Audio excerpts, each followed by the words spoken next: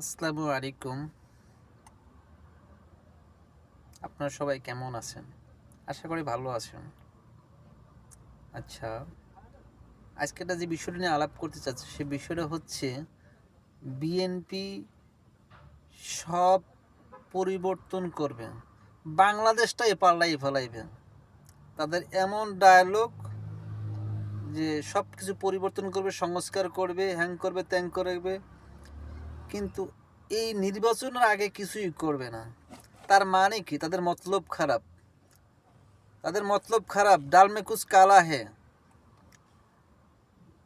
যেই সালউদ্দিন 15 বছর ছিল হইলো ইন্ডিয়া, প্রায় 15 বছর ইন্ডিয়ায় ছিল। ইন্ডিয়ার তত্ত্বাবধানে তারে প্রশিক্ষণ দিয়ে রয়ের দালাল একেবারে 100% পিওর একজন দালালে পরিণত করে যখন বাংলাদেশ স্বাধীন হইল আওয়ামী ফেসিবাদের কবল থেকে, তখনই সে বাংলাদেশে এসে পড়লো। এতদিন আসতে পারে না, তার তার রয় মনে করেনি তাকে বাংলাদেশে পাঠানো বা বাংলাদেশে ছাড়া মনে করেনি, তাই সে আসতে পারেনি। রয় যখন মনে করছে হাসিনার হাত তো ভেঙে গেছে, হাসিনা নাই, এখন দ্বিতীয় হাত বা দ্বিতীয় প্ল্যান বা বি প্ল্যান যে পরিচালনা করা সেটা শুরু করছে। না হয় সালাউদ্দিন আহমেদ আইলো, আইসেই দেশে কি ডাক হাক ডাক, এই পাট কি মনে হয় সে এখন একটা বাংলা সিনেমার হিরো হয়ে গেছে। সব কিছুতে তার কথায় চলবে।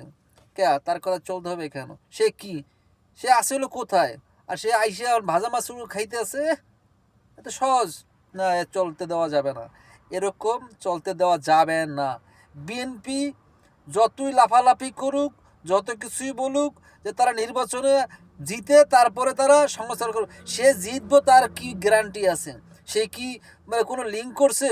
সে কি কন্ট্যাক্ট করছে ডাক্তার ইউনূসের সাথে সে জিতে যাবে গা? হ্যাঁ, কীভাবে সম্ভব সে জিতে যাবে? আর যে সে মানুষের কোনো ভোট হইলো না, কোনো কথা হইলো না, সে আইসি কি করে বলে যে আমরা ক্ষমতায় গিয়ে তারপরে সংস্কার করবো, পরিবর্তন করব? না, এটা হতেই পারে না। সে কোনো না কোনো পদ্ধতি অবলম্বন করছে, যেটা সিনেমার টিকিট ব্ল্যাকে বিক্রি করতো, সেই ব্ল্যাক সিস্টেম করছে। আমরা মনে করি এখান থেকে বেরিয়ে আসতে হবে বিএনপির, না হয় দেশে নির্বাচন হবে না।